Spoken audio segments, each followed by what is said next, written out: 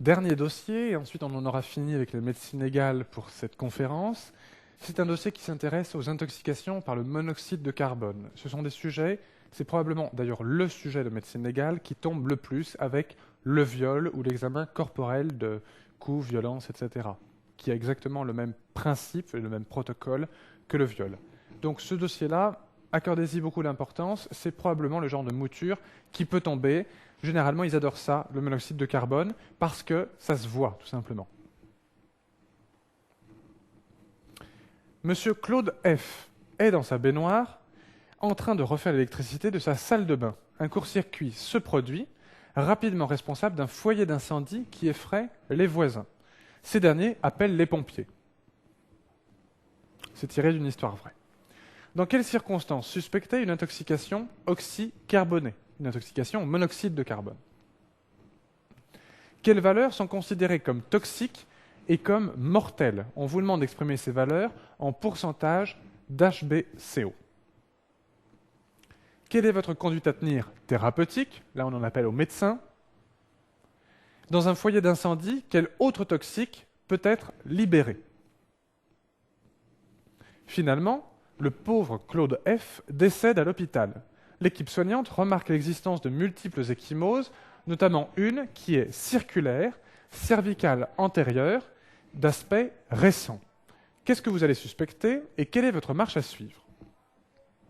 Pour information, on vous montre cette marque que je vous surligne ici. Elle est visible. Là, vous avez l'implantation de la barbe.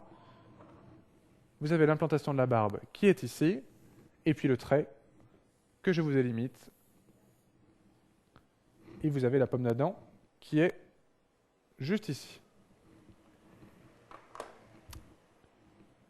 Alors, petite réponse à ces questions. Dans quelles circonstances suspecter une intoxication oxycarbonée?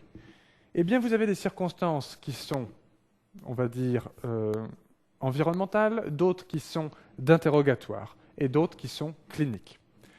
D'abord, on va rentrer dans l'environnemental. Il s'est produit une combustion incomplète. Et c'est cette combustion incomplète qui provoque la création de monoxyde de carbone. Normalement, quand une combustion est complète, elle libère de l'eau, elle libère du dioxyde de carbone, donc du CO2, et elle utilise évidemment du dioxyde, donc de l'O2. Mais normalement, avoir du CO, du monoxyde de carbone, c'est que la combustion n'a pas été complète. Donc, quelles sont les circonstances où on a une combustion incomplète? Eh bien, c'est quand on manque d'air, quand on a une atmosphère qui est close. Alors, qu'est-ce qui se passe? Atmosphère close, poêle à charbon, dans une petite pièce étriquée, un poêle qui est mal réglé, qui n'a pas assez d'oxygène pour fonctionner, une cheminée qui tire mal, un brasero, une décolleuse de papier, et oui, pensez-y, la décolleuse de papier, quand vous referez votre appartement, ou encore le chauffe-eau, avec un système de réchauffement de l'eau qui est défectueux, qui provoque une combustion incomplète. On ne vous demande évidemment pas de détailler tout ça. Peut-être la chose qu'on peut vous demander, c'est l'atmosphère close. Et si on vous demande un exemple pratique, c'est quand même la poêle à charbon qui est la plus fréquente. C'est pour ça d'ailleurs que tous ces malaises surviennent pendant l'hiver. Ce n'est pas la période où on utilise le plus la décolleuse de papier, c'est la période où on se reclue chez soi pour se réchauffer, où on se réchauffe avec un poêle à charbon justement, ou à la cheminée. C'est le moment aussi où on peut se faire un petit brasero chez soi, dans le but tout simplement de se réchauffer. Donc le fait que ça survienne beaucoup plus facilement en hiver est quand même un des arguments principaux. Puis généralement, on n'est pas tout seul dans sa maison en train de se réchauffer ou en train de faire une petite fête autour du chauffe-eau ou autour de la décolleuse de papier. C'est un malaise qui survient en groupe.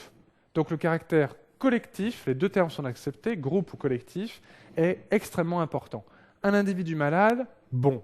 Si on a 15 personnes à un mariage qui sont en prise de malaise, deux possibilités. Soit c'est une toxi-infection alimentaire collective, soit c'est une intoxication en monoxyde de carbone. Et là, l'énoncé vous permettra de faire la différence entre l'un et l'autre. Lieu confiné, ou plutôt unité de lieu. Le fait que ça survienne au même endroit, chez des personnes différentes, ça signe quand même qu'il y a une source unique.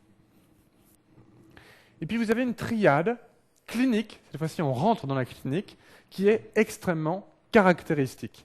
C'est l'association de céphalée, de vertige et de vomissement. Bien sûr, vous avez déjà eu des céphalées, des vertiges, des vomissements, mais le fait d'avoir les trois en même temps, ou du moins la même journée, chez différentes personnes, c'est quand même quelque chose d'assez caractéristique qui est très évocateur d'une intoxication au monoxyde de carbone. Un autre signe aussi qui est d'importance, ce sont les acouphènes. Ça doit attirer votre attention, notamment dans ce contexte environnemental. Une perte de connaissance, surtout si elle est brève, donc avec une reprise de la conscience immédiatement après, ça aussi c'est un des signes qui doivent vous alerter. Ça signifie bien tout simplement qu'il y a une mauvaise adaptation encéphalique ou tensionnelle lors de l'intoxication, lors du début de l'intoxication par le monoxyde de carbone. Le corps a eu du mal à s'adapter au début de cette hypoxie. De la même façon, avec ce problème d'adaptabilité du corps, un syndrome coronarien sans effort physique, et c'est surtout ce sans effort physique qui est important, doit vous alerter. Imaginez un obèse qui est athéromateux, avec une hypertension artérielle, qui est assis à un mariage, à table, en train de bouffer comme un chancre, et survient à un certain moment une intoxication au monoxyde de carbone. D'abord, c'est lui qui sera touché en premier et non pas les gens bien portants, et surtout, il pourra faire, alors que son seul effort physique, c'est de bouger la fourchette pour porter le gâteau de mariage à sa bouche, eh bien c'est lui justement qui va faire un syndrome coronarien aigu. Pourquoi ? Parce que son myocarde est déjà en hypoxie presque chronique à cause de l'athérome, et il va devenir en anoxie cette fois-ci. Pourquoi ? Eh bien à cause de la baisse du taux d'oxygène accroché à l'hémoglobine, tout simplement à cause du monoxyde de carbone. Donc un syndrome coronarien aigu sans effort physique doit vraiment vous faire alerter de la présence de monoxyde de carbone dans l'air. Idem, troubles neuropsychiatriques d'apparition récente, de façon totalement inopinée chez plusieurs personnes à une même soirée ou à une même journée, ou encore le fait que non pas seulement les hommes, mais aussi les animaux soient touchés. Ben oui, il n'y a pas que nous qui avons de l'hémoglobine, les animaux aussi, et eux aussi sont sensibles au monoxyde de carbone. Et c'est justement pour cette raison que dans les mines ou ailleurs, dans les zones confinées, eh bien, les mineurs avaient des animaux, soit des chiens, soit des petits oiseaux, qui mouraient, eux, beaucoup plus rapidement du monoxyde de carbone. Ils arrêtaient d'abord de faire cuit-cuit ou waf-waf, selon les cas, et ils mouraient, et du coup, ils savaient tout de suite qu'il y avait du monoxyde de carbone. Ils avaient le temps de remonter avant de mourir. Donc, le fait que les hommes et les animaux soient touchés, ça doit vous alerter. Je sais que je me répète, mais c'est à nouveau que du bon sens. Quelles valeurs sont considérées comme toxiques et d'autres comme mortelles, évidemment en pourcentage d'HBCO. Là, vous devez les connaître par cœur.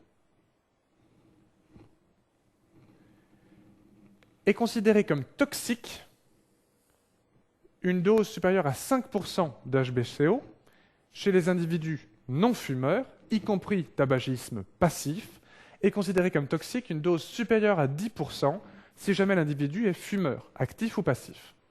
Vous voyez que c'est des questions qui codent fort, hein. Vous avez 5 points à chaque fois, c'est pas pour rien. Ça, c'est vraiment des valeurs clés. C'est-à-dire que vous êtes aux urgences, on vous file, généralement ça se fait sur le gaz du sang, donc en détermination immédiate, votre patient arrive, on vous file son HBCO, son pourcentage, vous devez décider tout de suite si c'est ou pas une intoxication au monoxyde de carbone, et surtout la gravité de celle-ci. Donc, ce sont des valeurs, pas qu'on doit regarder dans son manuel, mais qu'on doit savoir vraiment dans son esprit. Est considéré comme mortel, cette fois-ci, un taux d'oxyhémoglobine supérieur à 60%. Mais ça, c'est chez un individu bien portant. Si vous avez un sujet débilité, par exemple l'athéromateux, obèse, hypertendu dont je vous ai parlé, eh bien, si ça se trouve, une valeur de 20% d'HBCO suffira à le tuer. Pourquoi ? Eh bien, parce qu'il sera sensible beaucoup plus précocement à une élévation de l'HBCO, donc à une diminution de son oxyhémoglobine. Eh bien, tout simplement parce que ses tissus sont déjà abîmés, parce que son cœur est déjà lésé et son cerveau peut-être aussi. Donc, n'oubliez pas que ces valeurs sont relatives, qu'elles varient d'un individu à l'autre, mais ce sont les valeurs qui ont été édictées. Votre patient, il arrive dans le service, vous allez devoir le traiter. Quelle est votre conduite à tenir immédiate, thérapeutique? Si on imagine qu'on est déjà sur place, c'est-à-dire vous allez dans la salle de bain, vous êtes au SAMU, vous êtes médecin-pompier, ça arrive parfois, eh bien vous êtes sur place et vous allez chercher le pauvre Claude F. qui n'est pas encore mort. Il va finir par mourir, vous avez vu, mais pour l'instant il n'est pas mort. Donc, vous ouvrez les fenêtres. Pourquoi? Pour éviter que vous soyez malade. Vous êtes médecin pompier, vous n'avez pas, ou vous êtes au SAMU, donc vous n'avez pas un masque avec de l'oxygène pour respirer, vous ne ressemblez pas à un homme grenouille, donc il faut éviter d'être vous malade. Et il faut éviter aussi, si la personne, Claude F, respire encore, qu'il continue lui aussi à ingérer ce qui est en train de le tuer. Donc, ouvrir les fenêtres et couper la source de monoxyde de carbone. Par exemple, s'il y a du gaz ou s'il y a un feu, eh bien, éteindre le feu est quand même une chose élémentaire. Vous faites un dosage immédiat de l'HBCO sur le sang, ce qui ne doit absolument pas retarder le traitement. De toute façon, ce patient, vous allez lui mettre de l'oxygène. Ce n'est pas le fait de lui mettre de l'oxygène tout de suite qui va fausser les résultats. Donc, c'est quelque chose qui doit être fait très rapidement. Non seulement sur le sang, mais aussi dans l'air. Ça, le SAMU n'est pas encore hyper équipé. Par contre, les pompiers sont beaucoup plus équipés là-dedans. Ce sont eux qui vont vous faire une détermination. Ils vont vous dire, oui, dans l'air, vous avez un taux toxique d'HBCO. Ça vous aide quand même beaucoup dans votre prise en charge thérapeutique. Le traitement, je vous l'ai dit, c'est d'abord et surtout l'oxygène. Même si le patient est BPCO, vous lui mettez à fort débit, puisque de toute façon, il est en état de conscience diminué et il risque de claquer. Donc de toute façon, vous mettez à fort débit. Dans quel cas, ça aurait pu faire le cadre d'une question à part entière, dans quel cadre mettez-vous une oxygénothérapie hyperbare? Très simple. Si jamais il y a une perte de connaissance, même si elle a été transitoire, même si elle a été initiale, comme je vous l'ai dit, ça veut dire que le cerveau a souffert et donc qu'il risque de ressouffrir. Donc, oxygénothérapie hyperbare obligatoire. Si jamais il y a une altération des fonctions supérieures, par exemple un délire, ce n'est pas un trouble de conscience, vous voyez, c'est une altération des fonctions supérieures, une confusion mentale, même si c'est seulement, entre guillemets, ça, vous devez absolument faire une oxygénothérapie hyperbare. Si le patient ne retrouve plus son nom, ne sait plus où il est ou quoi que ce soit, c'est un signe d'appel, c'est un signe d'alerte, vous devez le mettre dans le caisson. Si c'est une femme enceinte, même si la femme elle est super détendue, qu'il n'y a aucun problème, même si son taux est toxique par définition, mais pas mortel ou quoi que ce soit, vous devez mettre le bébé, plutôt la femme enceinte, dans le caisson. Même si le taux de la femme enceinte est vraiment limite, vous devez la mettre dans le caisson, parce que le bébé, lui, vous ne dosez pas l'HBCO fœtal, et lui, il risque par contre de souffrir beaucoup plus que sa maman. Donc ça, c'est un cas obligatoire. Ce sont les 3 grands cas pour lesquels une oxygénothérapie hyperbare sont obligatoires. Ensuite, c'est du cas par cas. Votre patient, vous n'allez pas le laisser dans sa salle de bain, vous ne le mettez pas aux urgences, vous l'emmenez directement en réanimation. Pas de perte de temps. Vous ne le mettez pas en salle, un truc classique, rien. Vous lui mettez évidemment une voie d'abord, il risque de faire un collapsus, et vous le remplissez pour la même raison. Dans un foyer d'incendie, il n'y a pas que le monoxyde de carbone qui risque d'être libéré. Vous avez aussi d'autres gaz qui peuvent être libérés ou d'autres toxiques. Notamment un, et c'était le but de cette question, c'est l'acide cyanhydrique. Une autre réponse aurait pu être le cyanure, tout simplement, puisqu'au contact de l'eau, l'acide cyanhydrique se transforme au fur et à mesure en cyanure. Donc cette autre réponse est acceptée. C'est malheureusement ce qui arrive, par exemple, dans la combustion des produits en plastique. Voilà, vous voyez l'écran d'ordinateur devant lequel vous êtes en train de travailler en ce moment. Si jamais votre ordinateur prend feu parce que vous énervez, vous n'avez pas suffisamment de points à ce dossier, vous allez mettre le feu à votre ordi et vous allez respirer un tout petit peu de monoxyde de carbone, par contre beaucoup plus d'acide cyanhydrique. Donc c'est une raison pour continuer ce dossier jusqu'à la fin. Finalement, Claude F. décède à l'hôpital. L'équipe soignante remarque l'existence de multiples ecchymoses, on les a vues tout à l'heure, notamment une cervicale, circulaire, antérieure, qui a un aspect récent. Que suspectez-vous et quelle est votre marche à suivre? C'est pas bien compliqué, Ce que vous avez vu, en fait, c'est un sillon de strangulation. Ça aurait pu être un sillon de pendaison, de strangulation au lien, Les deux choses sont possibles. En tout cas, ce n'est pas une strangulation manuelle, vous avez vraiment un sillon et pas simplement l'empreinte des doigts ou des mains ou d'un autre objet qui a été utilisé pour serrer le cou du pauvre Claude. Cette strangulation, elle a précédé l'intoxication oxycarbonée. Autrement dit, qu'est-ce qui s'est passé? C'est manifestement un crime qui a été maquillé par un incendie. Souvent, les assassins essayent de maquiller leur crime, soit en brûlant une voiture, soit en faisant d'autres manœuvres dont ils pensent justement que ça va détruire soit le macabée, soit les traces de leur forfait. Malheureusement, ça marche, malheureusement pour eux, heureusement pour la justice, ça ne marche pas toujours très bien. Donc là, ici, il y a eu une strangulation, et c'est justement les signes, les lésions de cette strangulation que vous avez pu observer. Qu'est-ce qui se passe? Si on se reporte un petit peu avant à vos dossiers où je parlais du certificat médical de décès, eh bien, lorsque vous allez remplir ce certificat, vous allez mettre Claude, mort dans sa salle de bain, etc., la date et tout, et surtout, vous allez cocher à la case « Existe-t-il un obstacle médico-légal à l'inhumation ?» Vous allez dire « Oui, vraiment, oui ». Là, c'est le cas où il faut vraiment, vraiment dire oui. Donc, il y a un obstacle médico-légal. Vous pouvez signaler directement, en l'appelant par le téléphone ou en lui envoyant un fax, au procureur de la République, vous pouvez lui signaler que vous avez observé un obstacle médico-légal, des lésions suspectes, et que pour cette raison, vous demandez un examen médico-légal.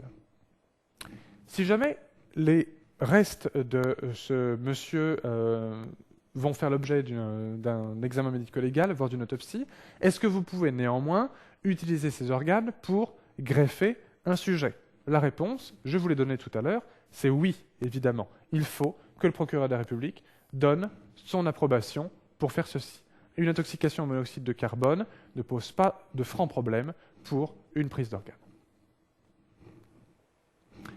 Donc dans ce dossier sur les cas d'intoxication au monoxyde de carbone, vous avez vu que le principal, c'est de ne pas tuer votre patient. Et dans quelles circonstances pouvez-vous tuer votre patient? Soit en ne posant pas le diagnostic d'une intoxication oxycarbonée, soit en ne prenant pas au sérieux cette intoxication, en disant « non, après tout, il n'a pas besoin du caisson » ou « c'est juste temporaire, il a juste fait une perte de conscience temporaire pendant quelques instants, donc ce n'est pas quelque chose de grave ». Eh bien, c'est faux. Ces sujets, généralement, ils ont un état relativement stable qui se maintient, et puis tout d'un coup, ils s'effondrent. Donc ne laissez pas partir vos patients dans un état pareil, et surtout, prenez-les vraiment en charge du début jusqu'à la fin.